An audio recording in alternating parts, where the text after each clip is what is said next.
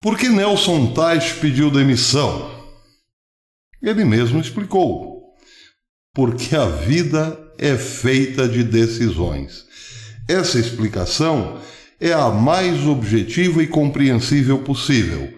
Mas é justamente essa, dita pela boca do próprio ex-ministro, que ninguém está discutindo, ou raros canais ou raríssimos analistas se preocuparam com ela, em desvendá-la na sua simplicidade.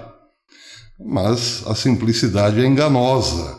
A simplicidade pode ser muito objetiva e, por ser muito objetiva, damos voltas e mais voltas e mais voltas até atingi-la.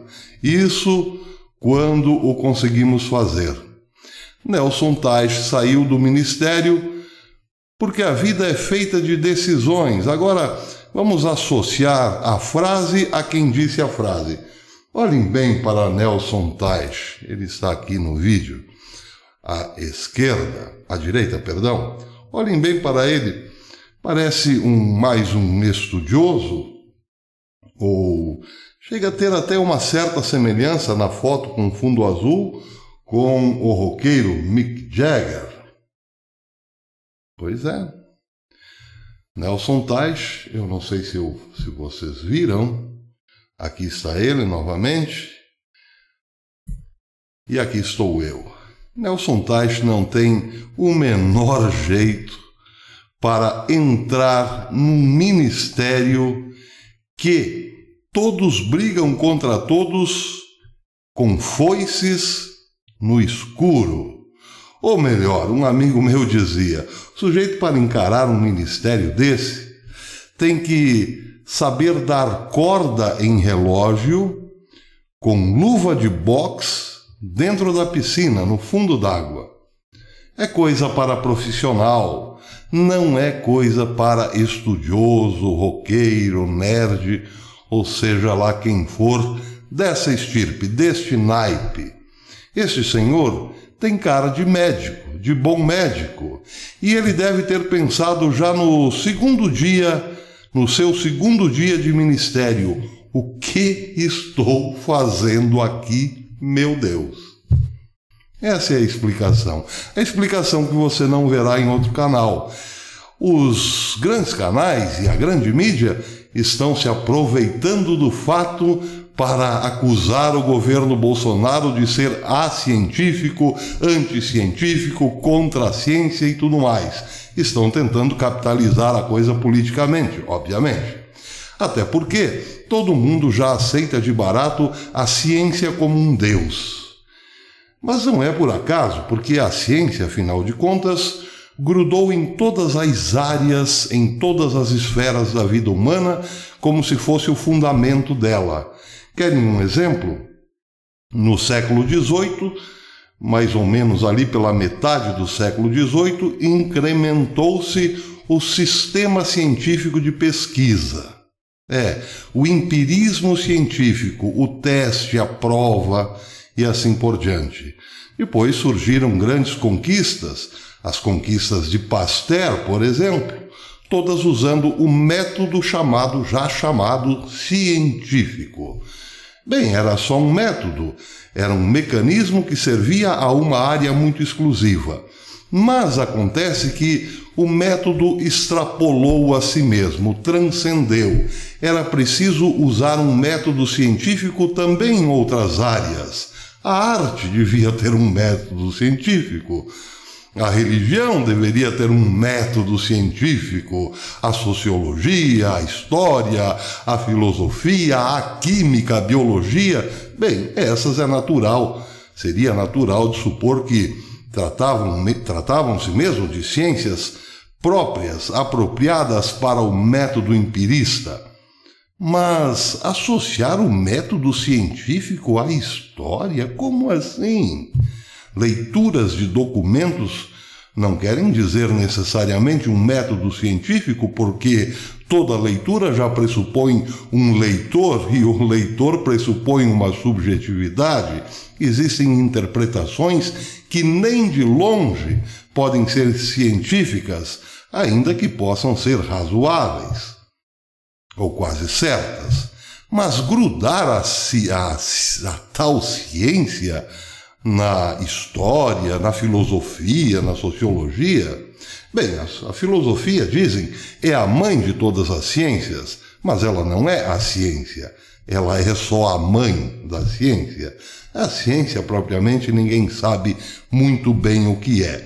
Mas, vejam, ainda não sabendo muito bem o que é, a ciência acabou grudando-se em todas as esferas do saber. Já não bastava ser histórico, sociológico, filosófico, era antes de tudo preciso ser cientificamente histórico, cientificamente sociológico, cientificamente filosófico. Mas não parou por aí. Era preciso também perfurar todo o passado com esta divindade chamada ciência. Já não podíamos mais olhar para o passado sem um método científico. Portanto, o passado só nos diz alguma coisa quando vem acompanhado da chancela da ciência. E o que dizer então da religião cristã, que se baseia num livro com mais de 1.900 anos? Mas esse livro não é científico. Pois é, estou parecendo o professor Emílio agora. Mas é isso mesmo. Colocou-se dúvida sobre tudo aquilo que não se podia grudar à ciência como um chiclete. E agora, com todo esse histórico de 200 anos em que a ciência impera sozinha, ela é suficientemente capaz para entrar no argumento de qualquer um que queira desqualificar o trabalho de outrem. Ele não está sendo científico. Oh, meu Deus, ele não está sendo científico. Isso quer dizer o quê? Heresia. Pois é, toda essa história de Teichmann serviu para esse tipo de reflexão. A ciência está ocupando o lugar de Deus. E é sumamente herético aquilo que não tem o seu sinal, a sua marca, a sua bênção. Pois é, meus amigos, acontece que ninguém, absolutamente ninguém, é científico nesse país. Vejam, por exemplo, como estão tratando o problema do Covid em São Paulo. Métodos absolutamente sem embasamento científico algum. Porém, tudo em nome da ciência. Não estão querendo salvar o planeta de uma morte inevitável? Pois é, a ciência disse que o planeta está morrendo. Portanto, em nome dela é preciso salvá-lo. Para salvá-la, claro, é também necessário tirar o homem de cima da terra, colocá-lo abaixo. Meus amigos, essa é a forma que encontramos de virar as costas para Deus e abraçar, com a maior devoção do mundo, a ignorância total. Porque, afinal de contas, ninguém sabe exatamente o que fala. É tudo tiro no escuro, tentativa e erro. Mas é nisso que todo mundo aposta. Agora, sem ser científico, voltando aí ao problema inicial, Nelson Teich saiu porque simplesmente não aguentou o tranco. Ministério da Saúde? Não é para qualquer um, não desmerecendo Nelson Teich, mas, convenhamos, ele não tinha nenhuma pinta de que daria conta do recado.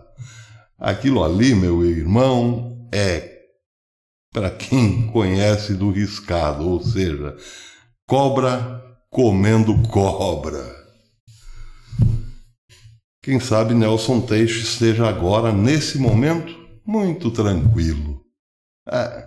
Chinelão Raider no pé, tomando um golinho de uísque, quem sabe, totalmente relaxado, só pelo simples fato de saber que amanhã poderá dormir até a hora que quiser, sem nenhuma encheção de saco, sem imprensa no seu calcanhar e sem os famosos habitantes do poder a pressionar-lhe a todo momento. Bem, tomara que, não sei ainda se o presidente escolheu um substituto, mas tomara que seja alguém que fale o que Bolsonaro pensa. Porque é esse o grande pavor da esquerda. Tomara que finalmente o presidente acerte. Até depois.